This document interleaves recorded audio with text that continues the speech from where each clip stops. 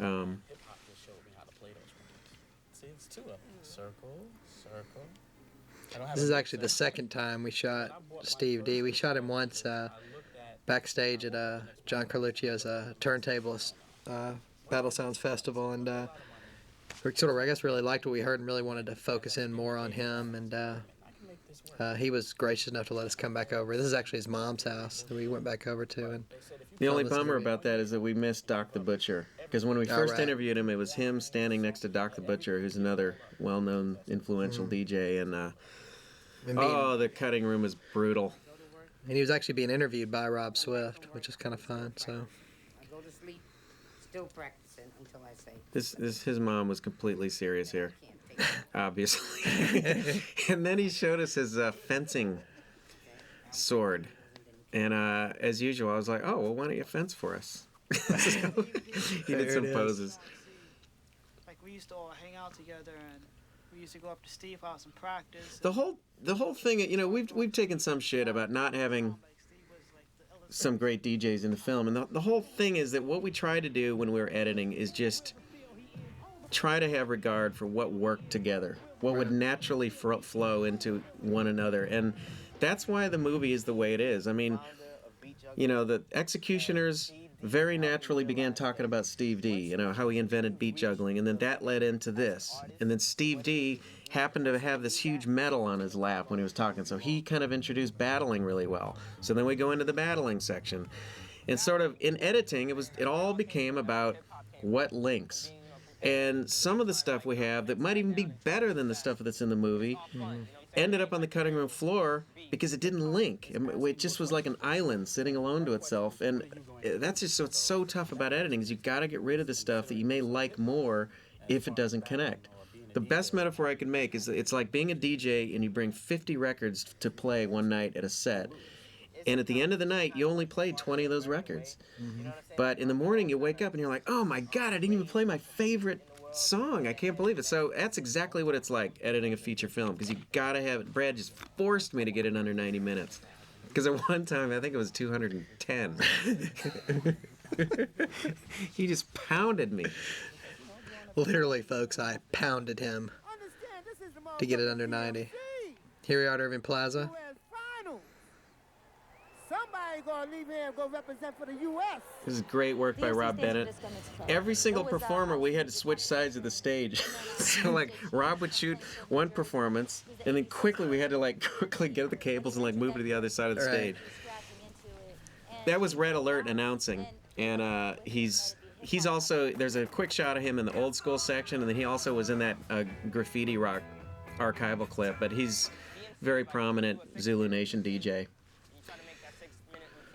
Tell him about Christy.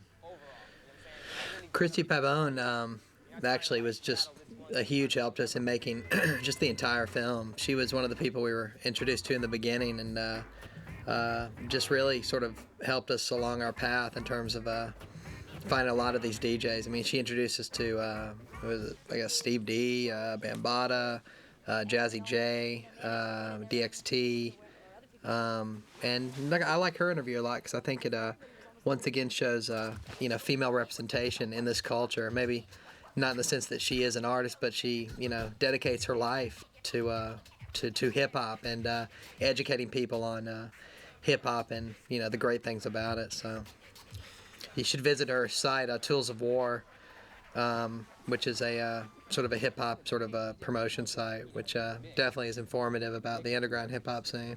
That was Tommy Gunn and Rep Matic. Oh man, I wish they were in the movie. But that's it. It's so painful. Anyway, that was just a 1 second. We just quickly pan over to Curse. No, don't go too far. Come back. Yeah. The other kind of interesting thing is that these four were together outside Staples Center, which we filmed this interview when we were at that NAMM convention that comes up later in the movie. NAMM. Right. You had a flashback there to the 60s, but But then we interviewed Babu like a year later or so. Right. I mean, just a completely different time in a different place, but the background looks alike, and everybody thinks that it was all part of the same interview. So that was a nice little trick that worked. And this is just, God. This is crazy. Kanar Katabjian, who was my assistant editor, she went through all the battle tapes and came up with just some of the most amazing sequences. And I figured we'd have maybe a dozen in the movie, but in the end, this and Steve D is the only archival battle footage. No, in the pickles. Yeah. That we used in the thing, and everybody talks about that scene with Rock Rada. They Yeah. just can't believe it. I mean, I literally, like, half the people who see this movie end up saying something about, God, that guy hit that battle. How did he do that? Did you guys see Jazzy Jeff there? There was a quick shot of the three judges. It was Rob right. Swift, Rock Raider, and in the middle was world-renowned and totally amazing DJ, Jazzy Jeff. Don't even ask me about my regrets. We can't even go there. In the film. We're not even going to go there. We aren't. He's just cool. Just listen to all those old albums. They're amazing. You gotta try to act like I was gonna say these couple scenes coming up are pretty funny, actually. Well, DJ Craze, I was really happy to get that interview. I was also a really fast interview. We were trying to chase him all day long. He kept like running through the lobbies and stuff, and we were like, Yeah, I know. it was hard to pin him down, but he was so gracious. And once we got him, and his interview looks like Miami, but it was actually filmed outside of ScratchCon on I think 4th Street in downtown San Francisco. Snake Eyes.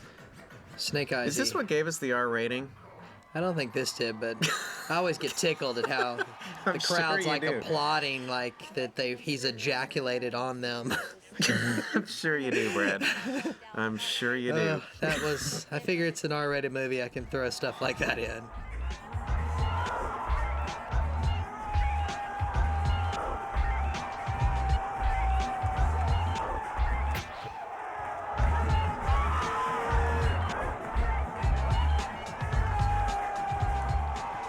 Competition's a way to get seen, as opposed to just DJing out in the street, in the park. You know, you get to reach a wider audience. This is a great scene, actually, that I've always liked when they award the winner here. I always Those are all the DJs. I mean, did you all see bummed out Petrix? because they didn't lose. They didn't win, I mean. Comes a shot of Petrix, the defending champion. That's Red Alert. Clever really was great, though. I mean, he did Yeah. stand out. You know, I mean, That's his brother right there in the orange. really? Yeah. Oh, that's cool. That's Petrix. He's the defending champion. Great DJ. The look of shock that he didn't win. And those are some of the allies around him over there. And Clever joined the Allies. Yeah. Right? Yeah, exactly. Then he'll eventually go up against Craze. So here's Craze at ScratchCon. This is not a battle performance, but it's funny because what he did, if you get the ScratchCon tape from 2000, you'll see the whole performance, but he battled himself. So he would do a sequence, run over to the other set of turntables, battle, like just, do another sequence. The crowd would like cheer, and then he'd run to the other ones. And they literally were like taking votes from the crowd of which Craze was the best. And one other quick little disclaimer, we just put that Qbert was the reigning battle champion for 3 years here. They just get over it. It's so stressful and it's too much. It's too much to like stress all year planning the routines. Even Craze said it, after this third time he's done, whether he wins or loses. in 20 years from now, I want to look back and Craze is really the only guy who's literally won 3 in a row world titles. So just to set the record straight, it's not that Qbert didn't win world champions. It's just that he was with different crews who won, and it's just not quite as clear. Christy Pabone could clear that all up for us. Not that he doesn't deserve it. Let's see here. Who you want to pick a card? Any card? No, let me just see. Let me see. I got Rex in effect. See, here we have another natural thing. Like all of a sudden in Steve D's interview, he begins talking about DJing for rappers. So this becomes a natural transition into, what is essentially our kind of rap section, or at least the idea of DJs playing with MCs. It's all fun.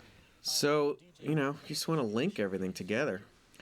This leads into the introduction of Cut Chemist and Newmark. Look at that. That's like a wrestling trophy. I just couldn't believe that thing when I saw it. It's amazing. And, But that was from the New Music Seminar, which used to have apparently just the most awesome battles. And it's sort of DMC and the ITF kind of took over in terms of the battle. Well, they actually stopped having battles, but New Music Seminar used to have the DJ battles big time, and that was a trophy they used to give.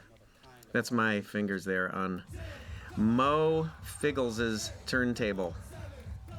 Mo lent me his turntable and shot that stuff. That's an outtake from American Pimp. It literally is, but Rob shot it because I edited the movie American Pimp for the Hughes brothers, and they're listed as executive producers of this film. And it's really because they were just super supportive. They lent us their Avid, they lent us their camera, they lent us their sound gear. They gave us like 70 rolls of film that was sitting in their closet that was left over. They didn't give us any money, but they let us use their office. I mean, what more could we ask for? They literally were responsible for kickstarting the whole movie. Definitely. And that one shot, there's just a couple shots that I just needed some more footage from LA, and I'm sorry, Albert, I don't think I ever asked permission, but I stole that from the outtakes of Pimp. I got my first drum at 5, and then I started playing on a set at 11, 12 years old, somewhere like that. This is in Newmark's apartment, and for those of you who might live in this neighborhood in Los Angeles, if you look out the window, you'll kind of get an idea of where the apartment is. He doesn't live there anymore, but Right over by there. You can see the Vista Theater right out his window over there. and I should have figured, because one day I was driving by his apartment after doing the interview, and there was a Jurassic 5 billboard above, Right above literally his apartment. above his apartment. It kind of looked handmade. Right. And I was like, what? That has to be, related. I want a billboard above my apartment. See the Vista Theater out there? Yeah. I wonder if they're going to play Scratch. This was a great show, though. I mean, this was the show where Dilated Peoples and J5 played, and the crowd was completely into it. The line went around the block. And Albert Hughes actually was helping me out with camera that night. He even helped shoot the film. I mean, he came down just because, he was just into it. He just wanted to help out. So he ran camera number 2, and Rob was up on stage.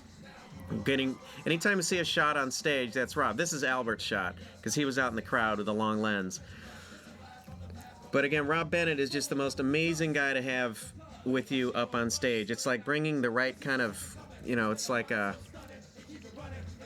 fighting a war or something. You need somebody in the trenches who's just so good. And he never hits musicians. He never bumps into them. He never gets in the way. And yet he's carrying around this really heavy camera. I can attest to it that, there's one time I had to take the camera during one of our shoots. I could barely hold it. It was just killing me. It was like holding a lawnmower on my shoulder. And it was on. Well, I was going to say, you go up next to Rob after a shoot, and he's just drenched in sweat. I mean, he's like an athlete that's been through, Totally. Game 7 of the NBA But this is Finals. classic Rob Bennett footage, just down to the crowd, up to the face. It's all, I don't even have to do a lot of cutting in a lot of times, He's always getting nice close-ups that just really, really make it easy to edit. Or the guys don't really have the rhyme together and they lay down this DJ Newmark. see how it goes, just to get the patterns and then, then fluctuate. These guys are great. They also gave us a lot of good advice. Dan Dalton is their manager, and he's yet another kind of big figure who really had a lot of good advice about this whole world for us.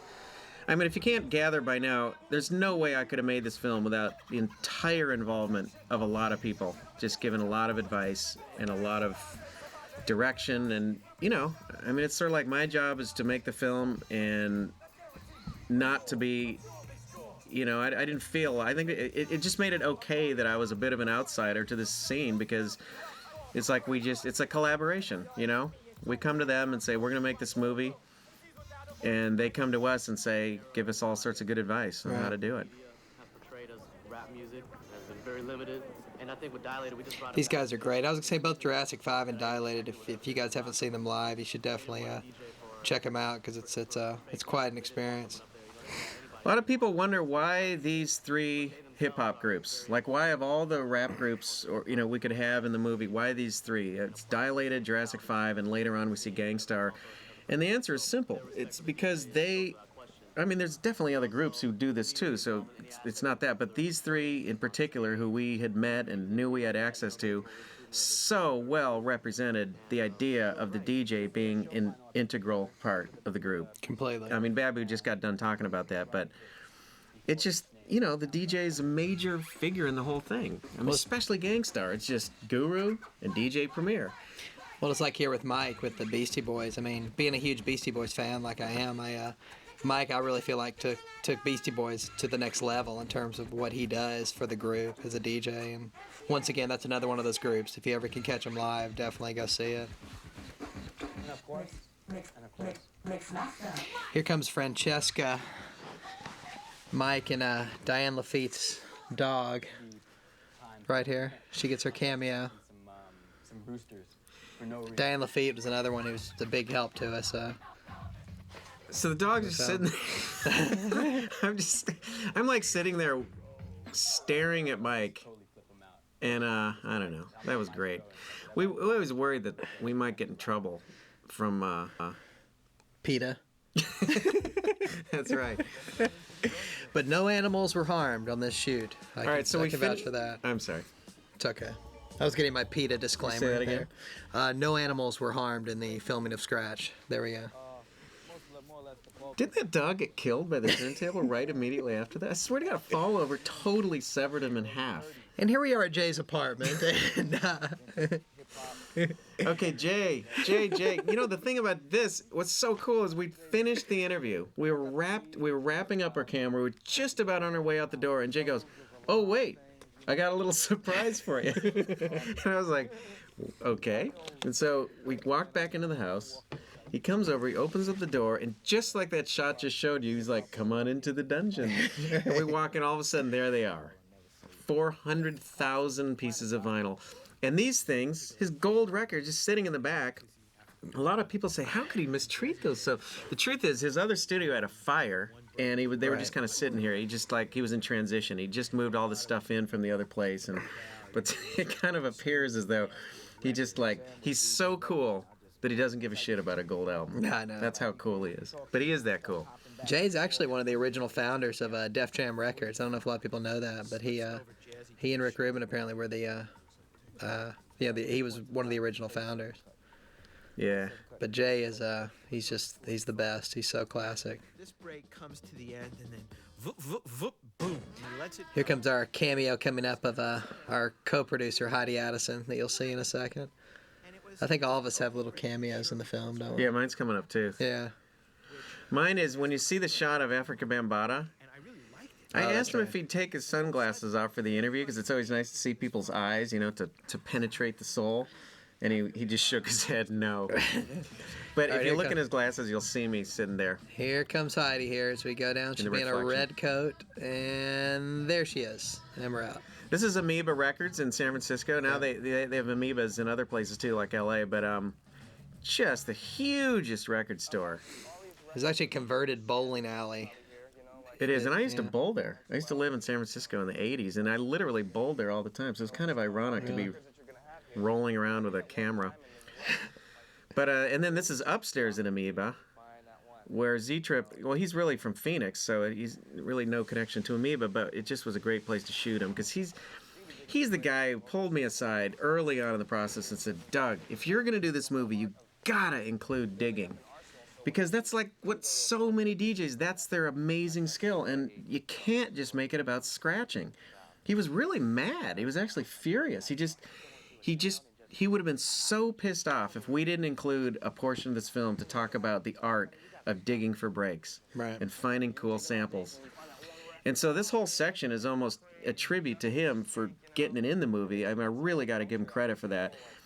You know, he was a little uncomfortable here. I was like, well, can we just follow you around digging at Amoeba? And he said, you know, it was a little bit set up for him in his mind, because he kind of felt bad that day. Like he said, this isn't really like how I dig. I mean, I'll get lost in a record store for 10 hours. How are you going to film that? Right. But the point is, what he said comes across. He definitely does use that little portable record player. Like he takes that little plastic thing into places and, like, you know, just samples records in the store. In the store, I know. But this whole section is just all about digging, and you know, to have Africa Bambaataa and Jazzy J and DJ Shadow and Z-Trip and Cut Chemist is, of course, if you know his recordings, I mean, he and Newmark are totally into digging, so they gave us all those quotes. And this is the famous record store. Ed actually passed away a few months ago, which we were all saddened to hear about. But he was able to see the movie before he passed away, which is a good thing. He's a really cool old guy who ran this record store in Sacramento, which is now closed, and I don't know the story about all the vinyl. I know that I know Shadow is involved in trying to make sure it gets to the proper places and things, but DJ Shadow sent me an email one day just saying, hey, you know, this guy's really sick and he's in the hospital, and I know that you're thinking of using that scene with him. Is there any way he could see the movie? So we sent a tape up to him, and I'm really glad that that guy Ed got to see the film before he died. The other thing about this scene is just whenever a DJ tells me where they really, really, really want to be filmed, I get excited because I know that they're involved in what is going to happen, and that they'll be comfortable, and that they're going to kind of work with me, and they're essentially directing their own piece. And the more autonomy you can give a subject when you're interviewing them, the better, because that makes them more comfortable. Completely. And so he I think you can see by the interview, he was incredibly comfortable in this place. It really was his home. I think the hardest part about the shoot was just keeping the crew focused, because we were all going crazy over all this vinyl. I mean, I was just wanting to dig through it and find all these old, like, Andromeda and Montage records. And Rob Bennett is a huge music collector, the director of photography, so he was just going nuts. Like, every time I turned around, he'd be like, digging through the stacks. It's like, stay focused, stay focused.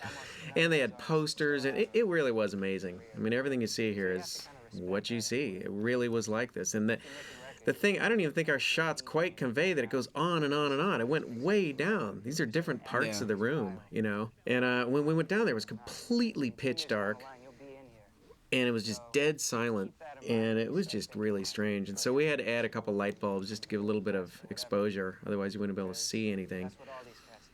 And that was definitely one of the more memorable shoots. And I think Shadow was happy with it, and Yeah. I'd like credit Shadow, because we were down there for 8 hours, I guess, in that basement. We couldn't get out of there. Yeah. Well, it's just a fantastic interview. I mean, there's so much he got into, and he's just so patient, such a nice guy. He really he was great. Oh, and that sample right there, that's from the sample from Beck's Loser is on that record. Walk on Gilded Splinters. Good. That's good. Yeah. Are you a DJ? I am a DJ, actually. That's what I call movie blue. This was shot at Thud Rumble, which is one of the last series of performances we shot. In this one night, I mean, as you begin to hear our stories, you realize how stacked together all the shoots were. We really, again, this is a low-budget documentary. You gotta shoot what you can shoot when you're there with the camera. This performance was just a gold mine, because it had this, with Steinsky, which was this really, if you know the story of Steinsky, then this really is a precious moment, because, Shadow tells the story, but he literally brought this all together. Right. And those guys, became DJs excited about this record right here. So here they were playing and trying to recreate all this stuff, and that happened. And then that was also the same night that the Scratch Pickles did their farewell performance. This was at the Fillmore in San Francisco, so it was a great night. My regrets were that our DJ Radar played, and we had a little camera problem and literally could not get the cameras rolling until DJ Radar was finished. And I remember apologizing to him, but he was great. Played some really cool And the music. Scratch Perverts played that night, too. Yep. Yeah. The Scratch Perverts played. Which was kind of fun, actually, to watch them. And it was just packed. And it meant a lot to me to be in the Fillmore, which is associated with so much Bay Area music history. And it really felt like an historical night. See that guy back there on the left who held the camera? That's J-Rock from the Beat Junkies.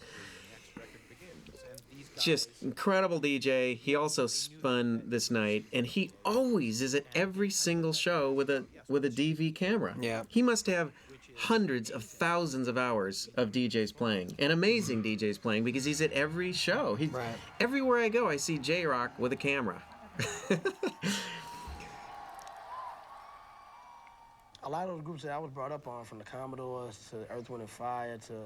This is a good part. I remember when we were making the movie, we had always said to each other that we Ernest Meza actually really stressed this, that we have to get Premiere in this movie. We just have to. And I'll never forget the thrill we had when he committed to do it. We actually went up to D&D Studios in New York and pitched him and his management, the concept and what we were trying to do, and they just were really accepting. And it was Sarah Honda was so great to us, and Gordon Franklin, their tour manager, was really good, and they helped make this live shoot happen. Actually, that was at the Cypress Hill Smokeout show out in San Bernardino. So this was a lot of fun, actually. and being big Gangstar fans like we are, it was really fun just being standing right up on stage and to see those guys live in front of what you'll see in a minute, like hundreds of thousands of people. And this sequence, all I can think of is editing, because there's always one sequence that I just can't figure out right up until the last minute, and we had a serious deadline going because we were trying to hit the Sundance deadline, which is in, I guess it was late October, and we had to get in online to get this out. And I remember literally I had pulled like 3 all-nighters in a row. We had the Avid in my basement, and at this point Brad would come by all the time, and Ernest was coming by, and Heidi was coming. Everybody was coming into the room just like watching cuts and giving suggestions, and I was going completely nuts. I was convinced that the film was a total and complete disaster. And we had to be locked picture by like 7:30 in the morning because we had to drive out to Burbank to do our online.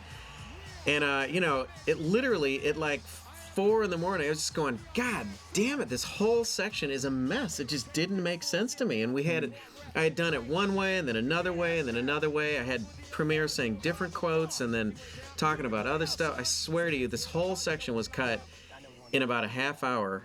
And as soon as it was done, I think, Brad, you were there. I think we were just so crazed. I think you were like asleep on the couch, right? Like, in the back of the room or something. I was like, Brad, wake up. Gangstar's finished, and you like walked over and watched it, and I think we were like, all right. And then the other thing we decided that very morning was to put in the title cards. Yeah, like exactly. Those title cards, like they went in one day, and then we were like, nah, let's not do title cards for this film. We don't need them. And then the next day we said, nah, let's put them back in. And we came up with the names just off the fly. And then we just kind of went back and forth for a couple days. But even that morning when we were racing off to online, we were like, no, let's not put them in. And I remember at the very last second, we were like, no, let's put them in. They look cool. Yeah, exactly. So we put them in. We quickly rewrote a couple of them because they just didn't quite make, they were like, right. They just were bad titles. And so what you see is the final product. And, it's funny because you can spend 2 weeks on one sequence. Exactly. You really can. That's the scene like in DJ Kubert's basement.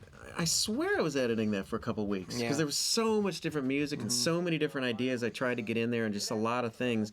And then something like this, it just came together, Well, that's why I feel like deadlines are really a good thing because it sort of forces you just to cut it and move on, because I think you can sit there and edit and edit and edit. And I think before long you sort of take away from the excitement of a scene if you work on it too long. DJ Swamp kind of got just a little bit shafted in this film, in the final edit.